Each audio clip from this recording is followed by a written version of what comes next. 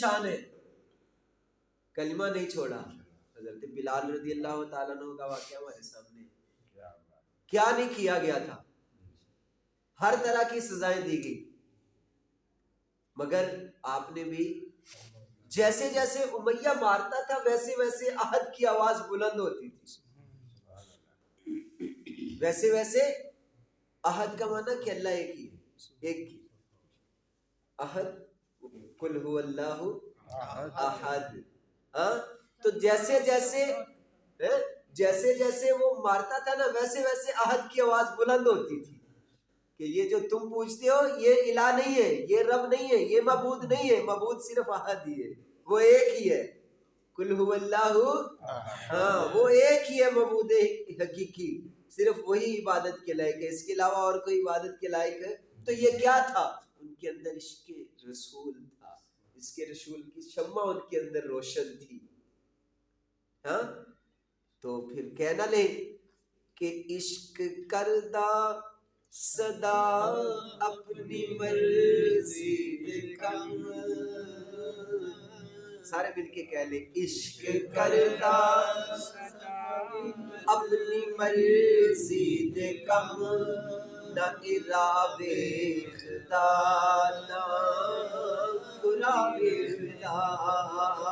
عشق کردہ صدا اپنی مرضی دے کم، نہ اراب خدا نہ قراب خدا. جتھے چاہے جھکا دے عاشق دا سر، نہ ایک آباد نہ کربلا. یہ تھا، یہ حقیقی عاشق تھے. آپ نے نام نے آد عاشق آواز حلوہ کھان والے، ہاں حلوے دی واری اگے اگے تے مار کھان دی واری پیچھے، ادو نظر ہی نہیں آ رہا ادو جی. تو اسی تے حلوے والے عاشق ہیں بس. ہاں تو وہ تھے حقیقی عاشق. وہ ہم صرف گفتار کے غازی ہیں، کیا زبانی گلاں کرنے والے بس منہ نال، وہ کردار کے بھی غازی تھے. کیا؟ ہاں وہ گفتار کے نہیں کردار کے بھی غازی تھے. وہ کیا؟ ہاں وہ میدان عمل میں اتر کے آئے نا، وہ میدان عمل میں اترے، انہوں نے عمل کر کے دکھایا قوم کو. یہی وجہ ہے کہ آج 1450 سال گزر جانے کے بعد ان کے نام آج بھی ہم ادب سے لے رہے ہیں، احترام سے لے رہے ہیں. ہاں جھک جاتا ہے سر ان کا نام لے کر کے، یار یہ کیسی ہستیاں تھی، یہ کیسا مقدس ان کا مثلا کہ نرالا انداز تھا کہ وہ کریم آقا کی قدموں پر سب کچھ قربان کر دیتے. اور میرے اعلیٰ حضرت پتہ کیا فرماتے ہیں؟ اعلیٰ حضرت فرماتے ہیں کرو تیرے نام پہ جاں فدا. سبحان اللہ. کرو تیرے نام پہ قربان، فدا کا معنی قربان کر دو. کرو تیرے نام پہ جاں فدا، نہ بس ایک جاں دو جہاں فدا. آقا دو جہاں سے بھی نہیں جی بھرا، کرو کیا کروڑوں جہاں نہیں. آقا اگر کروڑوں جہان ہوتے نا، کروڑوں جہاں، تو بریلی کے تاجدار ہیں، بریلی کے غیرت مند بابا جی، آپ فرماتے ہیں کہ آقا اگر کروڑوں جہاں ہوتے نا تو وہ بھی آپ کے نام پر قربان کر دیتے، اور پھر بھی ہمارا جی نہ بھر. کرو کیا کروڑوں جہاں نہیں. تو انہوں نے تن من دن سب کچھ سرکار کے قدموں پہ قربان کیا. تو ہمیں بھی چاہیے یہ دن پھر قسمت یا نصیب ہے نا، پھر کیا پتا کون دیکھے یہ راتیں یہ دن. تو یہ مہینہ جو شروع ہو چکا ہے نا، یہ بڑی برکتوں والا ہے.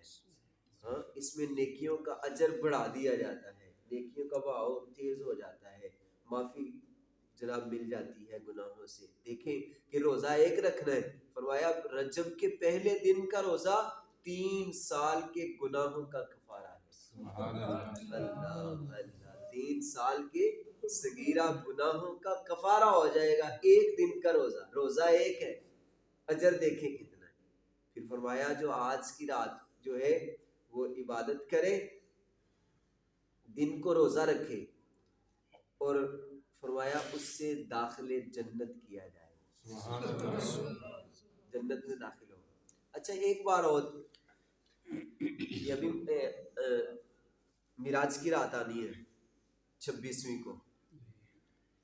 کو معراج کی رات آئے گی نا۔ یہ کریم آقا صلی اللہ علیہ وسلم کے جو آپ کو کائنات کا عظیم معجزہ، سب سے بڑا معجزہ معراج کی رات، ایسا معجزہ جو 1.25 کم و بیش نبی اور رسولوں میں سے کسی اور کو نہیں ملا، وہ عظیم معجزہ ملا معراج کی رات۔ اچھا قوم آتی ہے نا، دوسرے دنوں سے ہٹ کر آ جاتی ہے قوم مسجد کے اندر، نماز ہوتی ہے، نماز تسبیح ہوتی ہے، ذکر اذکار ہوتا ہے، محفل ہوتی ہے، بتایا جاتا ہے، غالباً 60 سال کی نفلی عبادت کا ثواب ہے، ایک رات کی عبادت۔ بعض روایتوں میں 100 سال کا فرمایا، 100 سال کی عبادت کا ثواب ملے گا۔ جو معراج کی رات جاگے، نوافل پڑھے، صبح روزہ رکھے تو یوں ثواب ملے گا۔ اچھا آگے آ جانی ہے پھر شب برات، شب برات کو قوم آ جاتی ہے، پھر آ جائے گی شب قدر، شب قدر کو قوم آتی ہے۔ اچھا یہ سمجھتے ہیں کہ چلو ٹھیک ہے، سال 2-3 راتاں جڑیاں ہونی ہیں ادھر چلے جاؤ، باقی سارا سال چھٹی۔ یہ جو عبادت ہے نا، شب معراج کی رات کی عبادت ہے، شب برات کی رات کی عبادت ہے، شب قدر ہے، اس کی رات کی عبادت ہے، بڑا ثواب ہے، بڑا ثواب ہے۔ مگر یہ عبادتیں جو ہیں یہ نفلی ہیں، نہیں سمجھ آئی؟ بھئی ہم آج کی رات ساری رات جاگیں تو سویرے فجر دن فرض نہ پڑھیے تو ہمارا جاگنا کسی کھاتے میں نہیں ہے، نہیں سمجھ آئی؟ بھئی اگر صبح کے فجر نہیں نہ پڑھی، صبح ساری رات جاگ دے رہے تو سویرے فجر تو پہلے سو گے، تو یہ جاگنا کسی کام کا جی، یہ نفلی عبادت ہے۔ شب معراج کی عبادت نفلی عبادت، شب برات کی عبادت نفلی عبادت، شب قدر کی عبادت نفلی عبادت ہے، فرض نہیں ہے، فرض ہے نہیں، یہ فرض نہیں ہے۔ مگر ہم جناب بڑے ذوق شوق نال، اور خاص کر کے پھر چلو رمضان تو بعد عید آ گئی، ہن عید تے جناب آپ پڑھنی باقی سارا سال چھٹی ہے۔ ہاں چلیں عید کی نماز واجب ہے، وہ ضروری ہے پڑھنا، نہیں پڑھیں گے گناہ گار ہوں گے۔ مگر یہ راتوں میں اگر نہیں آتے نا مسجد میں، گناہ گار نہیں ہے، گناہ گار گناہ نہیں ملے گا۔ لیکن اگر فجر نہیں پڑھتے، ظہر نہیں پڑھتے، عصر نہیں پڑھتے، مغرب نہیں پڑھتے، عشاء نہیں پڑھتے تو گناہ ہے۔ جی بھئی جھوٹ بولنا گناہ ہے نا، کبیرہ گناہ ہے، جھوٹ بولنا کبیرہ گناہ ہے، دھوکہ دینا کبیرہ گناہ ہے، ناپ تول میں کمی کرنا کبیرہ گناہ ہے، دھوکہ دے رہے نا، دوسرے کا مال کو ناجائز لے رہے، یہ کبیرہ گناہوں میں آ گئے۔ چوری کبیرہ گناہ ہے، شراب کبیرہ گناہ ہے، شراب پینا کبیرہ گناہ ہے، غیبت کرنا کبیرہ گناہ ہے، چغلی کھانا کبیرہ گناہ ہے، یہ کبیرہ گناہ ہے۔ مگر یہ جتنے بھی کبیرہ گناہ ہیں، سارے کبیرہ گناہوں سے جو بڑا گناہ ہے وہ نماز کا چھوڑ دینا ہے۔ اس کو ہم گناہ ہی نہیں سمجھتے، نماز کے چھوڑ دینے کو گناہ سمجھتے ہی نہیں، سمجھتے ہوتے تو پھر آتے نا مسجد، کہ اتنا بڑا گناہ میں لے رہا ہوں، تو اگر سمجھتے ہوتے کہ یہ اتنا بڑا گناہ ہے۔ روایتوں میں آتا ہے کہ صبح جب ہوتی ہے نا، صبح جب ہوتی ہے تو جس کو خنزیر نہیں کہتے، پہلے چھوٹے ہوتے ہم سنا کرتے تھے یہ ان کا نالیا زبان پلیت ہو جاتا ہے، ایسا ہی ہے، ایسا ہی ہے، لیکن ایسا ہے نہیں ہے، سنا کرتے تھے زبان پلیت ہو جاتی ہے، ان کا نام قرآن خنزیر اللہ رب العزت نے لیا کہ اگر زبان پلیت ہوتی ہے وہ قرآن پڑھ دیا پلیت ہو جاتی ہے، تو ایسا نہیں ہے، ایسا نہیں ہے۔ تو بہرحال صبح جب ہوتی ہے، کیا جب صبح ہوتی ہے نا، صبح ہوتی ہے تو روایات میں آتا ہے کہ جو خنزیر ہے نا، خنزیر وہ بھی یوں اللہ کی بارگاہ میں دعا کرتا ہے کہ مولا منو بے نمازی دے متھے نہ لائی۔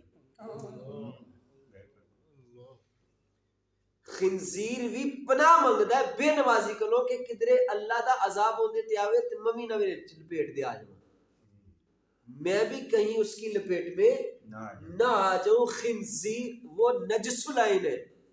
باقی جتنے بھی جانور ہیں نا، نہیں سمجھ آئی، وہ نجس العین نہیں ہے.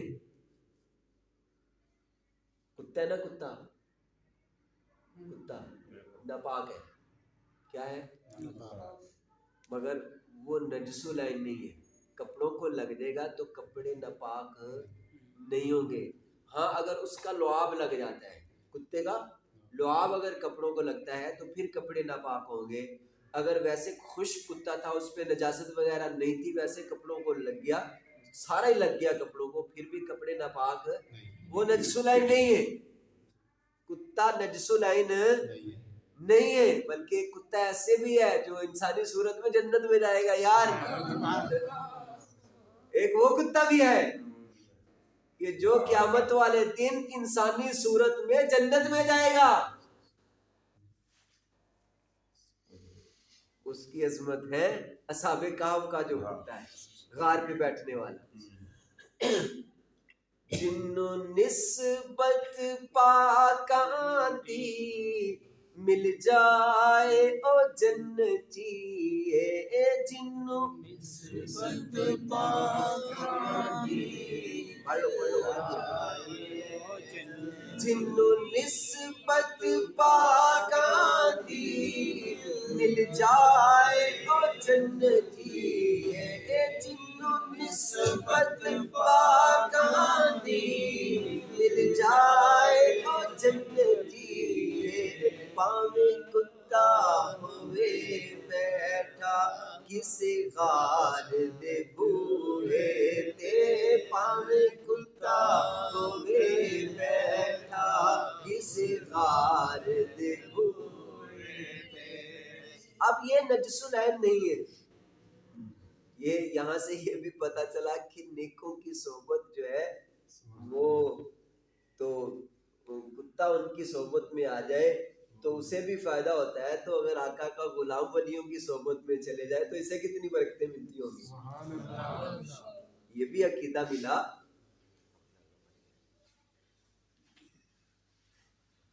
تو اسے کتنی برکتیں ملیں گی، اس کو کس قدر برکتیں ملیں گی. جو آقا کا غلام ہو اور وہ ولیوں کی بارگاہ میں چلا جائے تو اسے پھر کتنا مقام مل جائے گا، اسے کتنی برکتیں مل جائیں گی. کہ ایک کتا جو ہے وہ ولیوں کی صحبت میں بیٹھا تو جنت میں چلا گیا. کتا جو ہے وہ ولیوں کی صحبت میں آ کے جنت میں چلا گیا. تو اگر انسان جو ہے وہ پھر انسان ہو کے، اشرف مخلوق ہو کے، پھر نبی پاک کا غلام ہو کے، مسلمان ہو کے، ایمان والا ہو کے، وہ پھر جب جناب جائے گا ولیوں کی صحبت میں تو اس پہ پھر کتنا اثر ہوگا، پھر اس کو کتنی برکتیں ملیں گی. تو میں عرض کرنے لگا تھا کہ کتا جو ہے یہ ناپاک تو ہے مگر نجس العین. خنزیر جو ہے یہ نجس العین ہے. اس کی ہر شے جو ہے وہ ناپاک ہے. ہر